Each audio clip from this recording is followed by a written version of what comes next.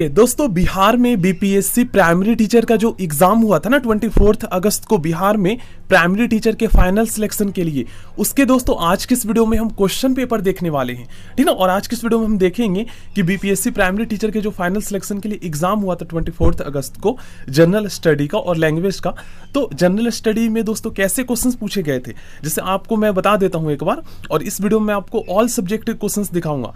देखिए बीपीएससी का जो प्राइमरी टीचर का जो एग्जाम होता है ना फाइनल सिलेक्शन के लिए, तो दो एग्जाम होते हैं, दो पेपर होते हैं। पहला होता है दोस्तों लैंग्वेज का, ठीक है, जिसमें 100 क्वेश्चंस पूछे जाते हैं। 25 क्वेश्चन दोस्तों इंग्लिश के होते हैं और 75 क्वेश्चन हिंदी के होते हैं। और इसमें दोस्तों बस आपको 30 नंबर लाना होता है पास होने के लिए। ये एक क्वालिफाइंग एग्जाम होता है, ठीक है। अगर मैं आपको बताऊं तो 7वीं 8वीं क्लास में पढ़ने वाला बच्चा भी दोस्तों 30 नंबर ले आएगा, इतना आसान क्वेश्चन आता है। ग्रामर के क्वेश्चंस पूछे जाते हैं। और जो जनरल स्टडी का क्वेश्चंस पेपर होता है ना, उसमें जो है 120 क्वेश्चन पूछे जाते हैं और इसी के नंबर के आधार पर आपका मेरिट लिस्ट बनता है, कट ऑफ लिस्ट तैयार होता है और आपका फाइनल सिलेक्शन होता है। तो आपका जो है ना, आपको मतलब इसमें सबसे ज्यादा तैयारी जो है आपको जीएस का करना है, जनरल स्टडी का, क्योंकि इसी के नंबर के आधार पर आपका सिलेक्शन होगा। तो इसमें दोस्तों 120 क्वेश्चन पूछे जाते हैं, जो कि आज की इस वीडियो में आपको दिखाऊंगा। इसमें रीजनिंग के, करंट अफेयर के, साइंस के, उसके बाद सोशल स्टडी में वही पॉलिटिकल साइंस, हिस्ट्री, ज्योग्राफी के क्वेश्चंस आते हैं। उसके बाद इन्वायरमेंट स्टडी के क्वेश्चंस पूछे जाते हैं, रीजनिंग के, मैथ के क्वेश्चंस पूछे जाते हैं, ठीक है। टोटल 120 क्वेश्चन पूछे जाते हैं, जिसमें से दोस्तों जनरल कैटेगरी के लिए जो है ना पास मार्क्स जो निर्धारित किया गया है वो 40% किया गया है। बाकी कैटेगरी के लिए तो काफी कम है, ठीक ना। और बहुत सारे तो दोस्तों बिहार में, देखिए मैं आपको बता देता हूँ, बिहार में जो है ना महिलाओं के लिए 50% सीटें जो है आरक्षित की गई हैं, जिसमें अदर स्टेट और बिहार के भी मतलब आ जाते हैं। तो 50% सीटें महिलाओं के लिए आरक्षित है, जिसमें दोस्तों आप विश्वास नहीं करोगे, जो पास मार्क्स निर्धारित किया गया ना उससे भी कम नंबर पर बहुत सारे जो है वहां पर सिलेक्शन हुआ है। आप विश्वास नहीं करोगे, 120 में से दोस्तों 48 नंबर, 40 नंबर, किसी का 39 नंबर पर भी सिलेक्शन हो गया है। ये है। तो चलिए मैं आपको साथ ही साथ क्वेश्चन दिखाऊंगा और इसका आंसर भी बताता चलूंगा, ठीक ना। सभी सब्जेक्ट के क्वेश्चंस देख लीजिएगा, सो डेट अगर आप बीपीएससी प्राइमरी टीचर एग्जाम की तैयारी करें या फिर आप डीएलएड एंट्रेंस एग्जाम की तैयारी करें, सिलेबस दोनों का सेम है, ऑलरेडी मैंने आपको कहा है। लेकिन बीपीएससी प्राइमरी टीचर का जो एग्जाम में क्वेश्चन पूछा जाता है ना, इसका लेवल दोस्तों हार्ड होता है। मतलब कहने का मतलब यह है कि क्वेश्चंस तो वही पूछता है 10th लेवल का ही, लेकिन क्वेश्चंस को इतना ज्यादा कॉम्प्लिकेटेड कर देता है, 5 ऑप्शन देकर इतना ज्यादा टफ बना देता है ना कि आता हुआ भी क्वेश्चन बहुत सारे स्टूडेंट कंफ्यूज हो जाते हैं। अब देखिए मैं आपको एक साइंस का क्वेश्चन दिखाता हूं। स्टार्टिंग से मैं आपको दिखाऊंगा, अभी थोड़ा सा आप लोग समझिए ऊपर से, क्योंकि कुछ इंपॉर्टेंट जानकारी जो मैं आपको शेयर कर रहा हूं वो स्टार्टिंग में मैं बता देता हूं, क्योंकि होता क्या बहुत सारे स्टूडेंट वीडियो को कंप्लीट नहीं देखते। देखिए ये क्वेश्चन पूछा गया था और इसमें से दोस्तों 100 में से 90 स्टूडेंट जो है ना गलत करके आए थे।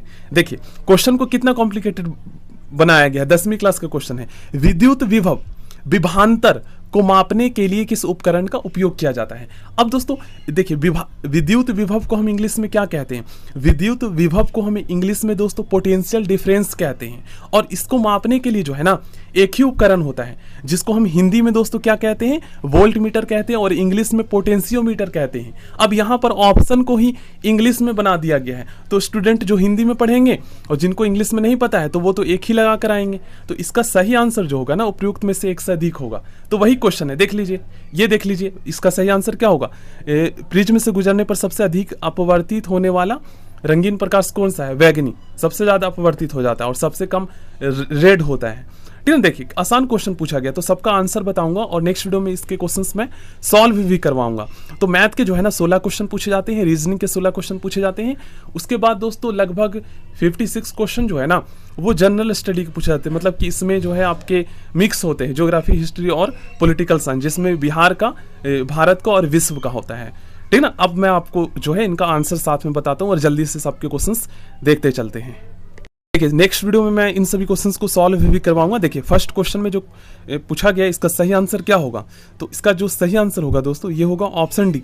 इसमें से इसका 2 आंसर सही होगा, पहला तो ये होगा और दूसरा ये होगा, ये दोनों सही है, मतलब कि 2 आंसर निकलेगा इसका। क्योंकि स्क्वायर रूट में आप सभी जानते हैं दोस्तों, जैसे मान लीजिए मैं 4 का आपसे कहता हूँ वर्गमूल निकालिए, तो इसका आंसर जो है ना 2 होगा और प्लस माइनस दोनों में होता है वर्गमूल में, और यही इसमें होगा, ठीक है। ये मैं करके आपको शो कर दूंगा। चलिए देखिए सेकंड क्वेश्चन का सही आंसर मैं बताता चलता हूं, इसका सही आंसर बी होगा, आप लोग सॉल्व करके देखिएगा। थर्ड का सही आंसर होगा दोस्तों सी। इसी तरीके से फोर्थ का सही आंसर होगा ई, फिफ्थ का सही आंसर होगा सी। नेक्स्ट क्वेश्चन का सही आंसर होगा दोस्तों ऑप्शन डी, उपयुक्त में से एक से अधिक। देखिए क्वेश्चंस को कितना ज़्यादा कॉम्प्लिकेटेड कर दिया गया है, क्योंकि टीचर का एग्जाम है ना, तो फिर फाइनल सिलेक्शन में तो क्वेश्चंस पूछेंगे ही टफ। इसका सही आंसर होगा ए, 10th लेवल का ही है मैथ का क्वेश्चन। लेकिन क्या है ना कि स्पीड नहीं होने की वजह से बहुत सारे स्टूडेंट के क्वेश्चंस नहीं कर पाए थे, रह गया था क्वेश्चन आसान है लेकिन टाइम कम मिलने की वजह से दोस्तों नहीं हो पाता है।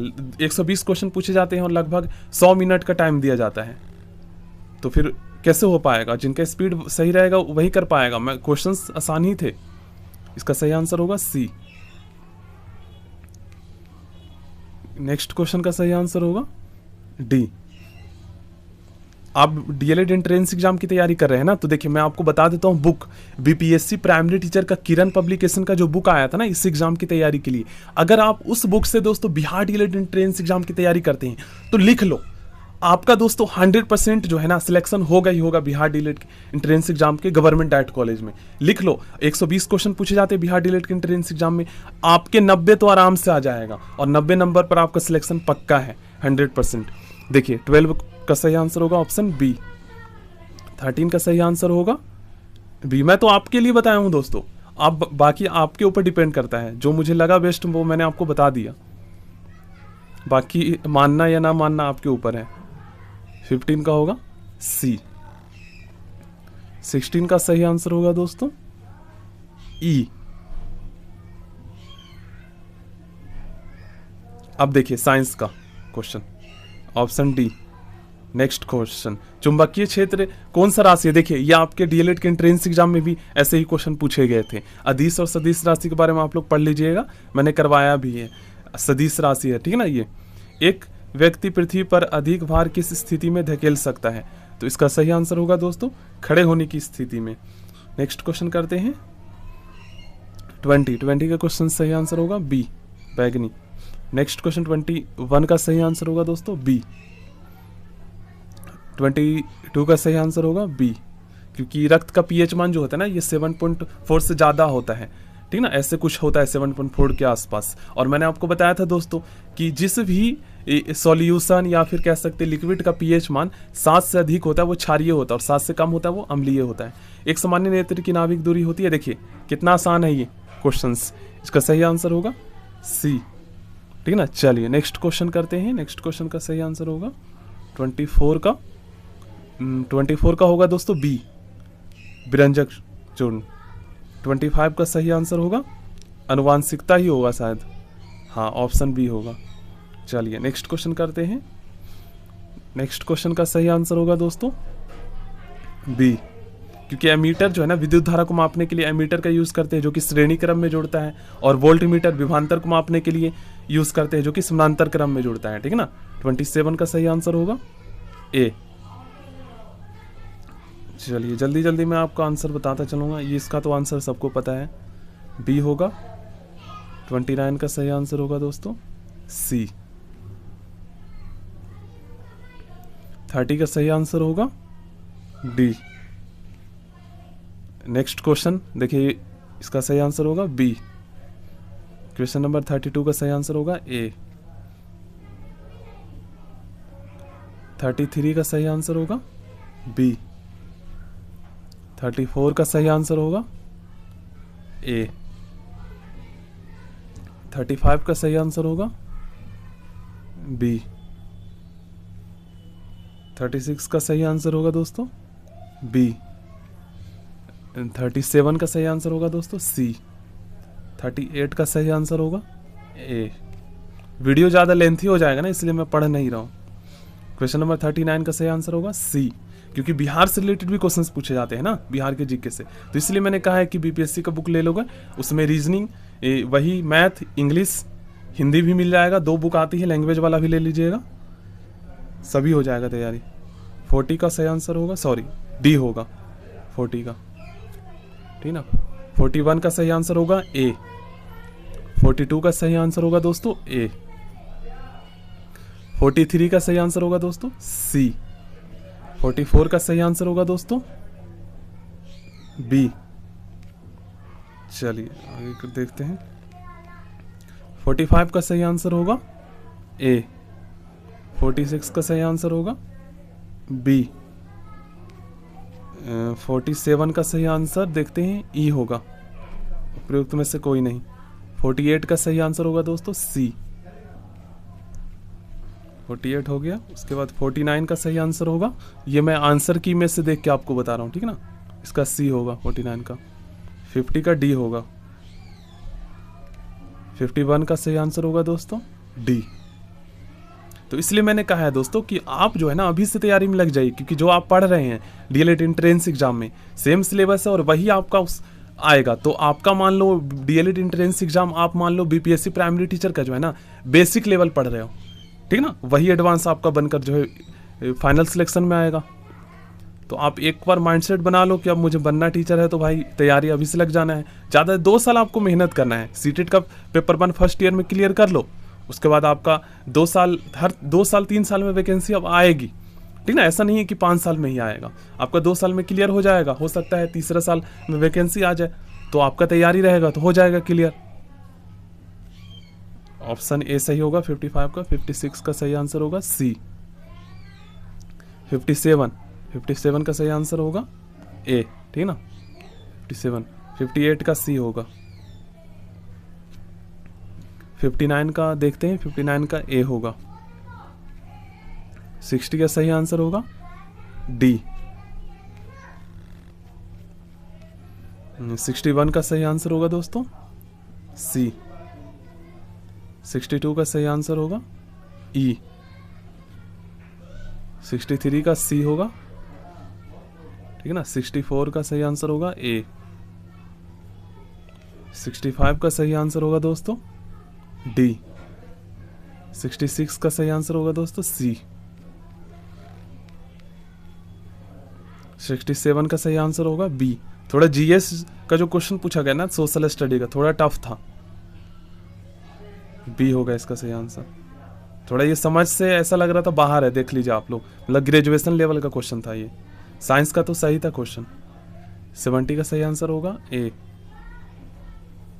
71 का सही आंसर होगा डी। 72 का सही आंसर होगा ए।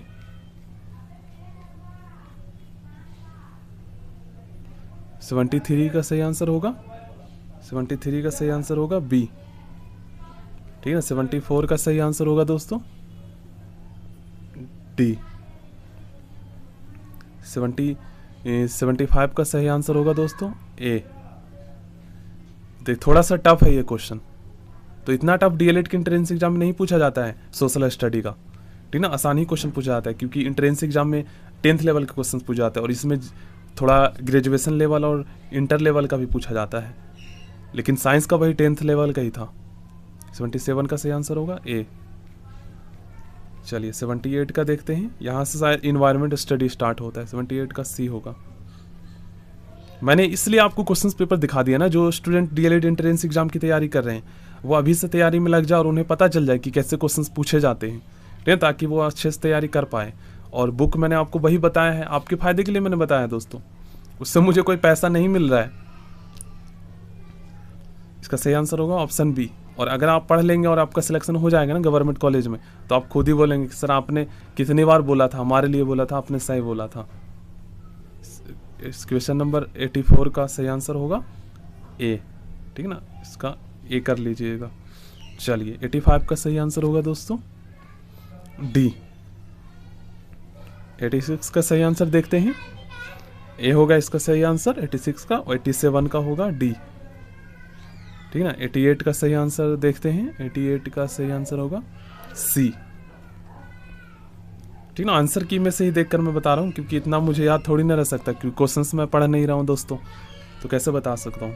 ए होगा 89 का। 90 का क्या होगा, तो 90 का डी होगा, ठीक ना। 91 का देखते हैं, 91 का बी होगा, ठीक है ना। 92 का क्या आंसर होगा, इन्वायरमेंट स्टडी का क्वेश्चन है, ए होगा। चलिए देखिए आगे करते हैं। देखिए 89 का सही आंसर होगा दोस्तों ए। 90 का सही आंसर होगा डी, ठीक है ना। 91 का सही आंसर होगा बी। 92 का सही आंसर होगा ए, ठीक है ना। 93 का सही आंसर मैं आपको बताता हूँ। देखो 93 का सही आंसर होगा सी। और देखिए कट ऑफ क्या गया था, मतलब कितने नंबर वालों का सिलेक्शन हुआ था। तो जो जनरल कैटेगरी से थे गाइस, जो वो मेल थे, उनका जो सिलेक्शन हुआ था ना, ये दोस्तों हुआ था 68-70 पर। और जो फीमेल थे उसका 10 नंबर कम, मतलब दोस्तों उनका जो है ना, किसी का तो 58 पर हुआ था, किसी का 60 पर हुआ था, फीमेल का, जनरल का।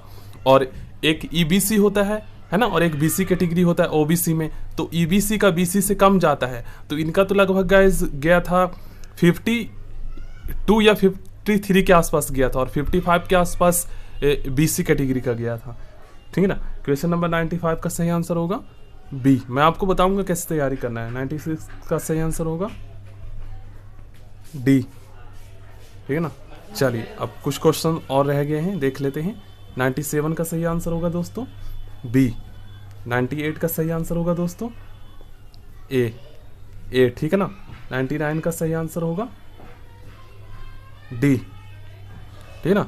100 का सही आंसर होगा डी। 101 का सही आंसर होगा सी। 102 का सही आंसर होगा सी। 103 का सही आंसर होगा दोस्तों सी, सुंदरलाल बहुगुणा, ये तो सबको पता है। 104 का सही आंसर होगा ए। चलिए आगे की रीजनिंग क्या अब देख लेते हैं। 105 का सही आंसर होगा दोस्तों ए। 106 का सही आंसर, देखिए ये रीजनिंग में वही सिलेबस है, मैंने आपको ऑलरेडी कहा था। ये फाइंडिंग द मिसिंग नंबर से क्वेश्चन पूछा गया है। चित्र में कितने, अच्छा ये वर्ग है, इसमें ये फाइंडिंग द मिसिंग नंबर का नहीं है, अलग टॉपिक का क्वेश्चन नहीं है। इसका सही आंसर होगा बी। इसका नेक्स्ट क्वेश्चन करते हैं। 107 का सही आंसर होगा सी। नेक्स्ट क्वेश्चन 108 का सही आंसर होगा दोस्तों बी। नेक्स्ट क्वेश्चन 109 रीजनिंग का है, ये सीरीज का क्वेश्चन है। 109 का सही आंसर होगा दोस्तों ए। 110 का सही आंसर होगा दोस्तों ए। 11 का सही आंसर होगा दोस्तों बी। 12 का सही आंसर होगा दोस्तों, ये डायरेक्शन शायद पूछा गया है, इसका सही आंसर होगा बी। इसका सही आंसर होगा दोस्तों डी। रीजनिंग के लगभग 16 क्वेश्चन थे, 16 या 15 क्वेश्चन। 114 का सही आंसर होगा दोस्तों बी। 15 देखते हैं। देखिए मैथ इसके बाद है, मैथ के लगभग नहीं इसमें मैथ नहीं, रीजनिंग का ही है ये। एक मैथ का इसमें क्वेश्चन पता नहीं कहाँ से आ गया, मैथ के तो स्टार्टिंग में थे 16 क्वेश्चन। ठीक ना। 114 का सही आंसर 15 का सी होगा। ठीक ना। 116 का सही आंसर होगा ए। 117 का सही आंसर होगा दोस्तों बी। 118 का सही आंसर देखते हैं ए होगा। ठीक ना। 119 का सही आंसर होगा डी। 120 सही आंसर होगा दोस्तों बी। ठीक है ना। तो ये थे 120 क्वेश्चन। अब कितना लाना है ये ऑलरेडी मैंने आपको बताया है, फिर से मैं आपको बताऊं। बाकी मैथ के क्वेश्चन सॉल्व करने के लिए रफ भी दिया जाता है साथ में, मतलब मैथ और रीजनिंग के क्वेश्चंस करने के लिए। सो थैंक यू दोस्तों, नेक्स्ट वीडियो में मिलते हैं। आप लोग प्लीज़ चैनल को सब्सक्राइब कर लीजिएगा।